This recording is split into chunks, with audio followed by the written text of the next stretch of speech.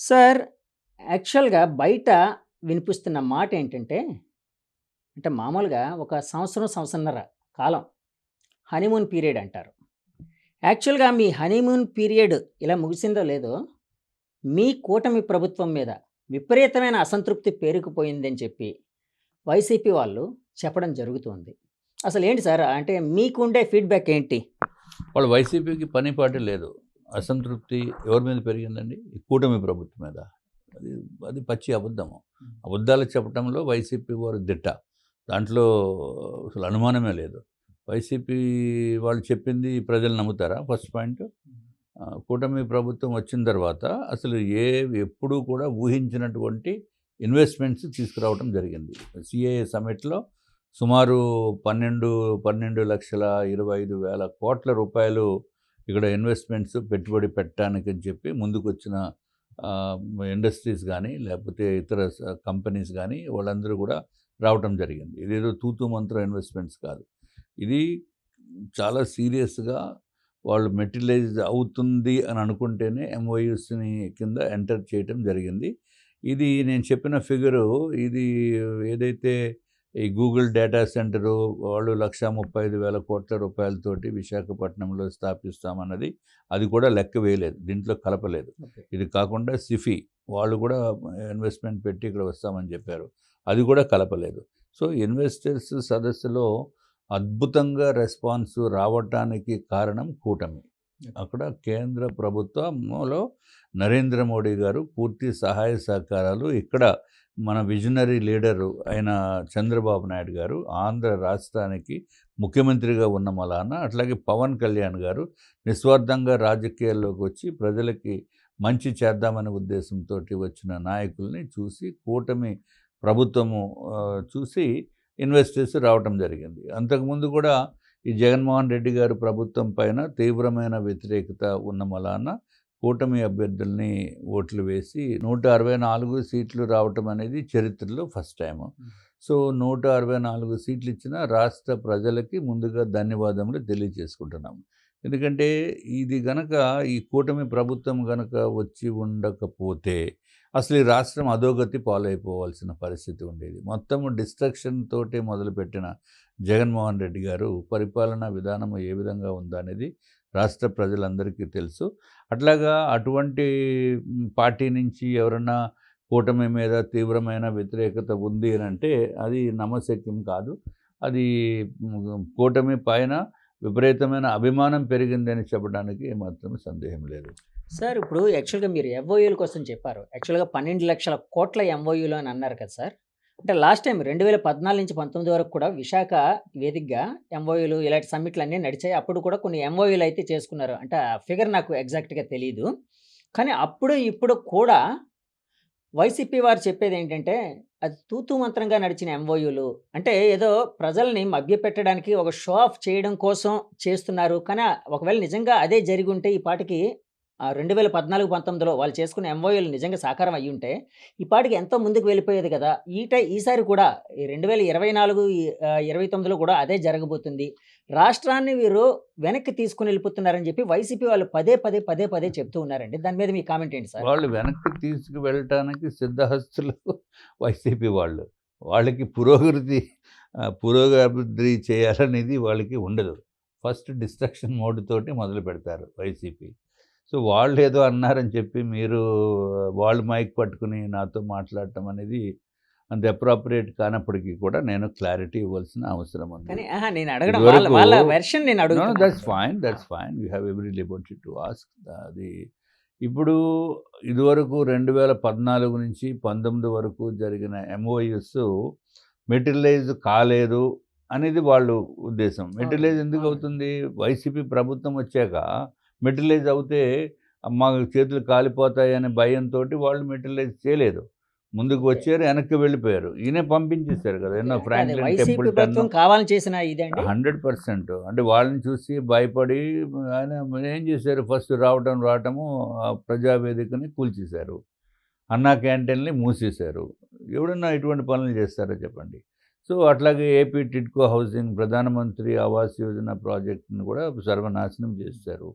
So ఇదంతా destructive. అట్లాగే Rushikonda IT పార్క్లో ఐటీ కంపెనీస్కి ఉన్న దాంట్లో స్టార్టప్ కంపెనీస్ ఎన్నో స్టార్ట్ చేసినాయి. వాళ్ళని కూడా బయటికి ఖాళీ చేసామని పంపించేశారు. సో టోటల్గా ఆయన అంతా మరి ఆయన ఇచ్చిన సలహాదారులు అంతా మరి రాంగ్ ఫీడ్బ్యాక్ ఆయనకి ఇవ్వటం జరిగిందని నా యొక్క అభిప్రాయము. సో దీంతోటి రాష్ట్ర ప్రజల్లో ఓ నాయన ఇక్కడ ఎందుకు మనం పెట్టటము, మనకి చాలా ఇతర రాష్ట్రాల్లో మంచి ఫెసిలిటీస్ ఇస్తున్నారు, ఇక్కడ వచ్చి ఇరుక్కుపోవడం ఎందుకు అనే ఉద్దేశంతో వాళ్ళు పెట్టలేదు. అంటే నేను ఎందుకు ఇది అంటే పర్టికులర్గా అడిగానంటే సార్, మొన్న కేసీఆర్ గారు ఒక కామెంట్ చేయడం జరిగింది. సో 2014-19లో చంద్రబాబు నాయుడు గారు లక్షల కోట్లు ఎన్నో చేసుకున్నామని అన్నారు. కానీ ఆంధ్రప్రదేశ్ గవర్నమెంట్‌కి 10,000 కోట్లు కూడా రాలేదు. అదంతా తూతు మంత్రంగా షో ఆఫ్ చేశారని చెప్పి బీఆర్ఎస్ వాళ్ళు కూడా అంటే వైసీపీ వాళ్ళ ఏదైతే అంటే ఏ విధంగా అయితే వాళ్ళు ఏ దారిలో అయితే మీ కూటమి ప్రభుత్వాన్ని చంద్రబాబు గారిని విమర్శిస్తున్నారో అట్లాగే చేశారనమాట.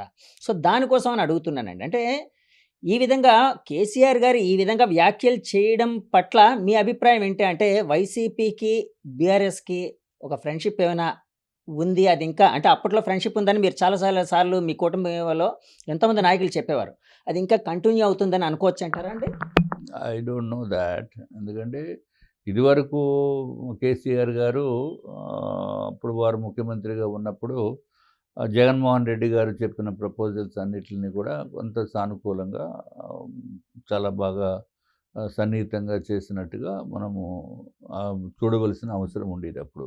మరి ఇప్పుడు వారి ఫ్రెండ్షిప్ కంటిన్యూ అవుతుందా లేదా అనేది నాకు అంటే సంబంధం కాదు ఈ లేనటువంటి విషయం. కేసీఆర్ గారు చేసిన ఈ కామెంట్స్‌ని ఏ విధంగా చూడాలి? కేసీఆర్ గారు నేను అది చెప్తున్నాను కదండి, 14-19లో మనకి చంద్రబాబు నాయుడు గారి ప్రభుత్వం ఉంది. తర్వాత 17 నుంచి ఆ, భారతీయ జనతా పార్టీ బయటకు వచ్చేసాము. లేకపోతే వారు మొత్తం మీద మేము కలిసి లేము 17 నుంచి. సో కొంత అస్థిరత పరిస్థితి ఉందేమో అనే ఉద్దేశంతో వీళ్ళు ఎవరైతే ఇన్వెస్టర్స్ ఉన్నారో వాళ్ళు ఇక్కడ పెట్టకపోవటం జరిగింది. ఇప్పుడు తర్వాత వచ్చిన ప్రభుత్వము ఏదైతే జగన్మోహన్ రెడ్డి గారు వచ్చారో 2019 నుంచి 2024 వరకు ఆ ప్రభుత్వము ఇన్వెస్టర్స్ ఫ్రెండ్లీ ప్రభుత్వం కింద బిహేవ్ చేయలేదు. సో దీన్ని దృష్ట్యా వాళ్ళు ఎవరు కూడా రాలేదు. So what ever is the investors సదస్సులో పెట్టిన ఎంఓయూస్ని ప్రాక్టికల్గా మెటీరియలైజ్ అవ్వకపోవటానికి కారణము జగన్మోహన్ రెడ్డి గారు పరిపాలన విధానము, ఆయన చేసిన పాలసీస్, వ్యక్తిగతం కాదు, ఆయన చేసిన పాలసీస్ వలన ఆ విధంగా ఎవరు రాలేదు. ఇప్పుడు మీకు కేంద్ర ప్రభుత్వంలో ఉన్న అధికారంలో ఉన్న పార్టీ భారతీయ జనతా పార్టీ, అట్లాగే తెలుగుదేశం పార్టీ, జనసేన 3 పార్టీలు కలయిక ఇది ఒక అద్భుతమైన కలయిక. సో ఐ మీన్ మరి నెక్స్ట్ గవర్నమెంట్ కూడా కేంద్రంలో భారతీయ జనతా పార్టీ వస్తుంది. ప్రధానమంత్రి నరేంద్ర మోడీ గారు మళ్ళీ గవర్నమెంట్ ఫామ్ చేస్తారు, దాంట్లో డౌట్ లేదు. సో మరి అందుకు ఇన్వెస్టర్స్ ఏదైతే పెద్ద మంచి ఉత్సాహంగా వచ్చి ఇక్కడ ఇన్వెస్ట్ చేయడానికి అన్ని అన్ని అనుకువగా ఉన్నాయి కాబట్టి, ముఖ్యంగా విశాఖ నగరము చాలా బాగుంటుంది అనే ఉద్దేశంతో అన్ని విధాలుగా వారు పెద్ద ఎత్తున వైజాగ్లో ఫోకస్ పెట్టడం జరిగింది. So Vizag is going to be the industrial hub of the Andhra Pradesh. అదొక్కటే కాకుండా మన ఐటీ హబ్ కూడా ఆంధ్ర రాష్ట్రానికి విశాఖపట్నము తయారవుతుంది. సో ఆ విధంగానే ఈ కాగ్నిజెంట్ అనే సంస్థ కూడా మొన్న 14 టోటల్గా గౌరవ మంత్రివర్యులు లోకేష్ గారు 14 కంపెనీస్ని ఇనాగ్రేట్ చేయటం జరిగింది, అంటే ఫౌండేషన్ స్టోన్. అట్లాగే ముఖ్యమంత్రి గారు గౌరవనీయులు చంద్రబాబు నాయుడు గారు కూడా కాగ్నిజెంట్ కంపెనీకి వారు కూడా శంకుస్థాపన చేయటం జరిగింది. And the commitment by them is ఇనీషియల్గా వారు 10,000 మందికి ఎంతమందికి 8,000 మందికి జాబ్స్ అనే ఉద్దేశపడ్డారు.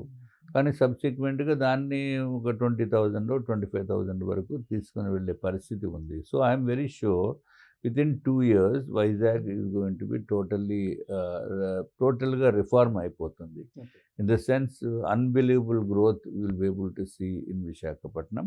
And also in Andhra Pradesh. అంటే మరో సింగపూర్ కాబోతుందా అండి? ఎందుకంటే ఇప్పుడు వైజాగ్ మరో సింగపూర్ అనే మాట కొంత వినిపిస్తూ ఉంది. అంటే కాబోతుంది ఇట్లాగని. అట్లాగేమైనా ఊహించొచ్చంటారా? నేను ఇదివరకు ఎప్పుడు 14-19 టైంలో ఎప్పుడు వైజాగ్ ఇంకొక సింగపూర్ అయిపోతుంది, దుబాయ్ అయిపోతుంది అని ఎప్పుడు నేను చెప్పలేదు. ఎందుకంటే నాకు తెలిసినంత వరకు కరెక్ట్‌గా అనుకుంటే నేను అది కరెక్ట్ అని చెప్తాను. ఓకే. ఊరికే లేనిది ఏదో మీకు ఆహ్, చెప్పవలసిన నెసెసిటీ నాకు లేదు. అది కరెక్ట్ కూడా కాదు. ఆ విధంగా చెప్పము మేము. ఇప్పుడు డెఫినెట్‌గా ఇదివరకటి నుంచి ఇప్పటి వరకు చూసిన పరిస్థితి వేరు. ఇప్పుడు రాబో కాలంలో చూసే పరిస్థితి వేరు. ఓకే. సో, వైజాగ్ సింగపూర్ అంత కాకపోయినప్పటికీ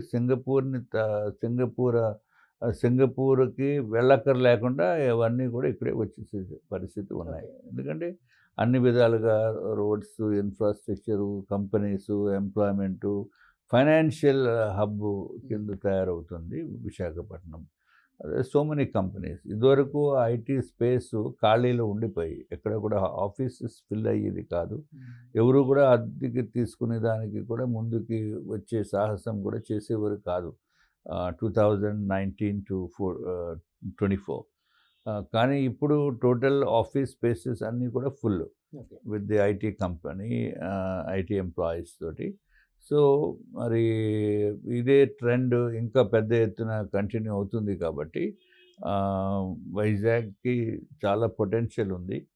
and there is no wonder, there is no surprise. Everywhere you can find the skyscrapers కనపడుతూ ఉంటాయి. సింగపూర్ అంతా కాకపోయినప్పటికీ అట్‌లీస్ట్ హైదరాబాద్‌కి కొంత పార్ట్ అన్నా విశాఖపట్నంలో ఉండేటట్టు జరుగుతుంది అనేది నా యొక్క అభిప్రాయం.